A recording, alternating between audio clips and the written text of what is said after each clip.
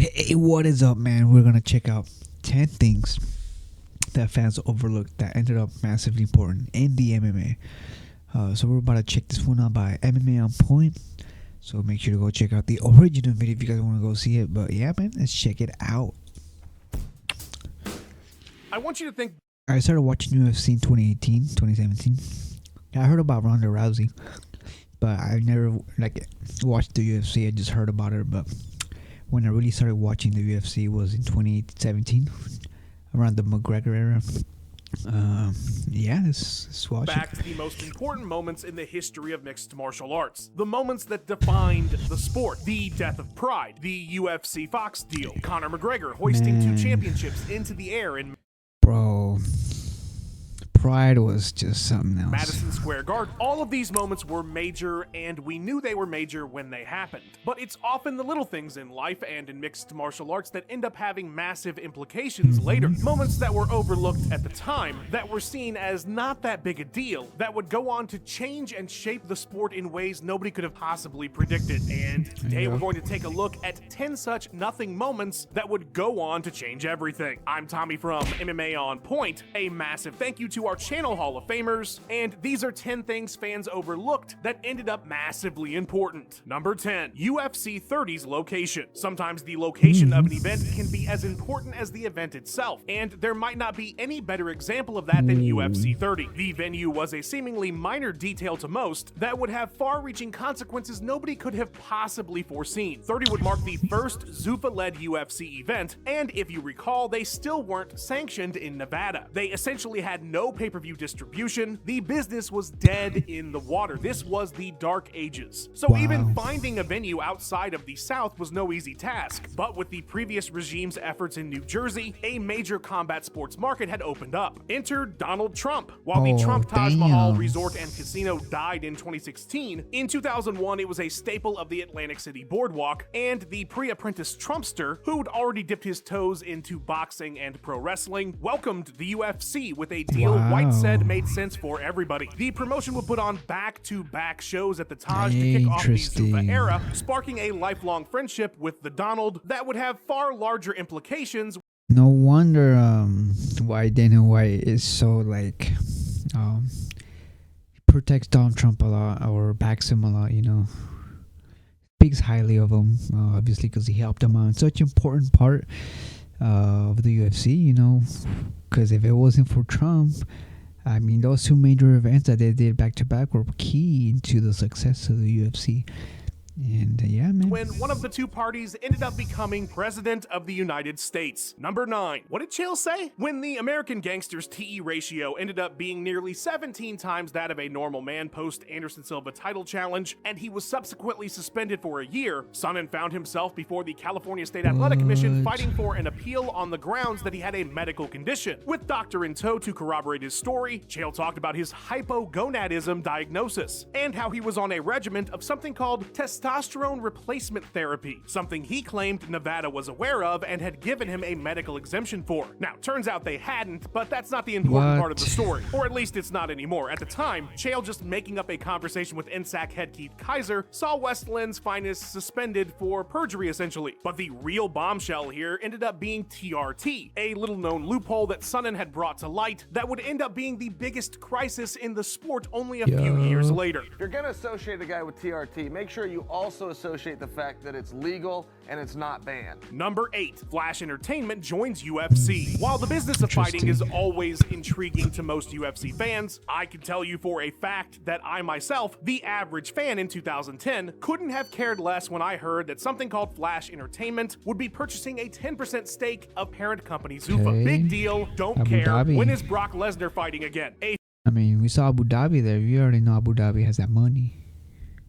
few months later when the UFC headed to Abu Dhabi for the first time. Again, I didn't care. Cool. Why is Anderson Silva just dancing around and not murdering Damian Maia? But Flash Entertainment, as it turned out, was a subsidiary of the government of Abu Dhabi, meaning that Abu Dhabi essentially owned a part of the UFC for nearly 10 years. And as you might have guessed, this relationship would have far-reaching implications. It marked a shift towards world fucking domination by the UFC, with overseas markets being a major priority. Big-time talent from regions previously unrepresented in the promotion would start making a huge impact. During the Panduscarino, Fight Island would become a thing as a result. Yep. This seemingly nothing story for the average fan like myself back in 2010 was really a sign of what the next decade would look like in the sport. Number 7, Conor mentions Floyd. Hey, do you guys remember magazines? Is that another old person thing? Yes, it is. Another old person thing. They were like these little paper books about various topics. Well, Conor McGregor did an interview with one in 2015 called Esquire, a men's lifestyle magazine. This was when Conor was an up-and-coming star on his way to fight Jose Aldo. Or at least he thought it ended up being Chad Mendes, but that's neither here nor there. In the interview, McGregor brought up Floyd Mayweather in the context of boxers not being complete fighters. He would go on to say, quote, "If you put me face-to-face with Floyd Mayweather, pound for pound boxing's best, if I fought Floyd, I would kill him in less than 30 seconds. It would take me less than 30 seconds to wrap around him like a boa constrictor and strangle him." Now, you gotta remember, this is Conor McGregor we're talking about here. The guy talks shit all the time about anything and everything, so a throwaway line about Floyd Mayweather meant nothing. Until, of course, it did mean something, because 2 years later, they would end up in the second biggest boxing match of all time. This interview was the seed. There was nothing between them before this, and it was the catalyst that moved things forward. Floyd was asked about what he thought about what Conor said, and then it just escalated from there. So remember, kids, always shoot your shot in interviews, and it helps if you are the biggest star in an entire industry. Number 6, Olympic judoka joined Strikeforce. Look, if you were watching the early fights on a Strikeforce Challengers card in 2011, then you are truly an elite fan. Furthermore, if you watched Ronda Rousey's first fight with the promotion at a Strikeforce Challengers event and determined that she would flip the entire sport on its head, then I would like you to tell me the winning lottery numbers next week. Sure, Rousey's rise to main event status was quick, but nobody could have predicted how this Olympic bronze medalist would have impacted the sport at the time, rocketing WMMA forward by like a decade, getting women into the UFC. Her first Strikeforce win was controversial too. Sarah D'Elio cried out in pain during an armbar, and so the fight was stopped by Steve Mazzagatti. But it all happened so fast that the crowd wasn't happy, the commentators were confused, it was a big old mess. So if you saw that and said, oh, in a couple years this woman is definitely going to completely change the face of mixed martial arts and be tweeted about by presidents and Lady Gaga, then again, I will give you my bank account number. You are now in charge of all my finances. Number 5, John Skipper resigns. Unless you follow the business of sports broadcasting very closely, you probably didn't know who John Skipper was when he resigned from ESPN. You may still not know, in fact, so let me give you a brief overview. Skip started with ESPN, the magazine, back in 1997, and by 2012 became the president of the whole damn company. One of the big initiatives of his tenure was, of course, ESPN Plus, a service that, had he still been running it today, would not be featuring the UFC, because according to multiple sources, not just Dana White, John Skipper was not a fan of mixed martial arts and did not want it on the platform. But due to a substance abuse scandal, Skip was on the outs with ESPN, and his position as the head of ESPN Plus would be shifted over to a guy named Kevin Mayer, someone who had very close ties to Ari Emanuel, the owner of the UFC. Pair that with new president Jimmy Pitaro being friends with Dana White, and you had the ESPN deal that we are still in currently today. But unless you were on the inside and you knew all of these executives and their relationships with the UFC, John Skipper's resignation wouldn't have meant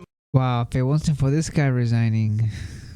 Wow, that's crazy. much to you as a fight fan, until of course it did. Number 4, Joe joins the commentary team. Joe Rogan, the TV actor? Yeah, so when our beloved Joe joined the commentary team at UFC 37.5 back in 2002 and kept calling Chuck Liddell Chuck Liddell, it wasn't that big a deal. Nobody was like, oh my god, the handyman from News Radio is doing commentary for the UFC. This is certainly going to have massive implications for the future. And even if you could have predicted that his time with the UFC would be important, and that he would be considered the greatest commentator in the history of the promotion, there is not a chance in hell that you would have realized the impact this man would have on the entire fucking world via his gigantic podcast. But it all stems from that commentary position. With all due respect to Joe's acting career and his stand-up comedy, I think what truly made him a pop culture figure was his position in the UFC. And Fear Factor, for being honest. Fear Factor was a big part too. But still, the UFC was a massive part of the growth of his podcast that would of course go on to ridiculous levels later on. Number 3, station casino owners buy UFC. So we always look at this as a monumental moment, but take yourself back to 2001 here. The UFC brand was pretty much non-existent. You couldn't find their product on TV, you couldn't rent new events at Blockbuster. To the vast majority of the population who would have even maybe considered watching UFC if it was readily available, probably didn't even know it was around anymore. Oh yeah, I remember those with Hoist Gracie and Ken Shamrock. Why aren't they doing those anymore? They are, you filthy casual. But as we we know the dark ages were hard times. And so learning that the owners of Station Casinos had bought this dead brand for $2 million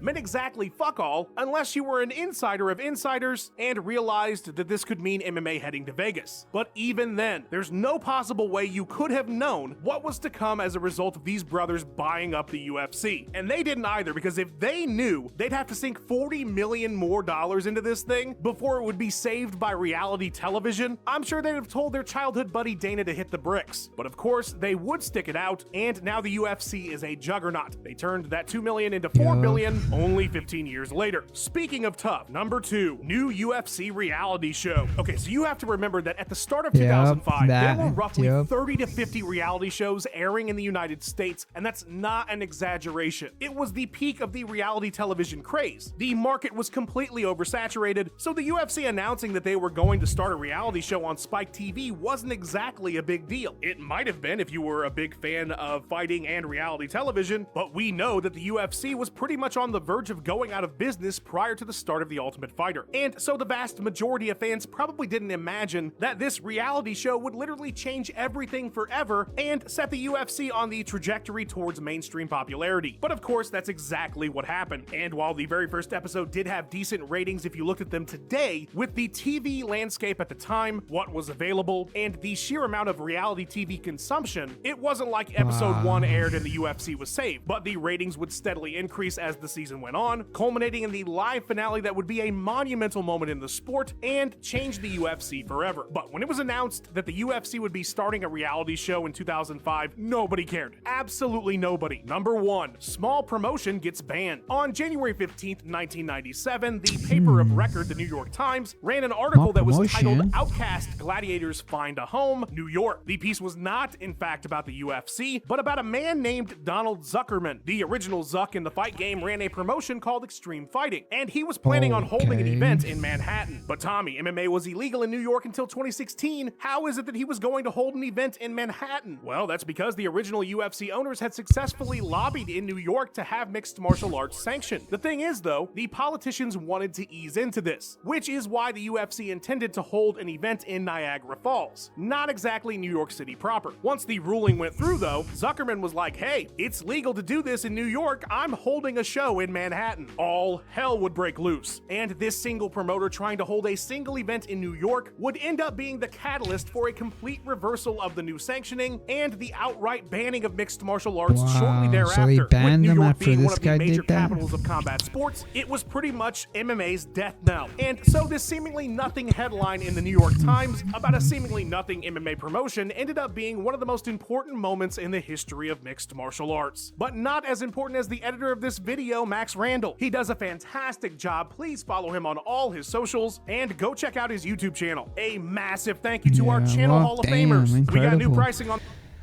Wow, man. Well, now I know more about the UFC, man, how it started, man. It's crazy, man. Such little, little butterfly effects, man. It's crazy. Let me know, guys, what you think about, all the stuff in here. Everything was pretty much a massive part of the UFC, so if it wasn't for any of this, we wouldn't have what we have today, man. But yeah, man, let me know, guys, what you think, and peace out.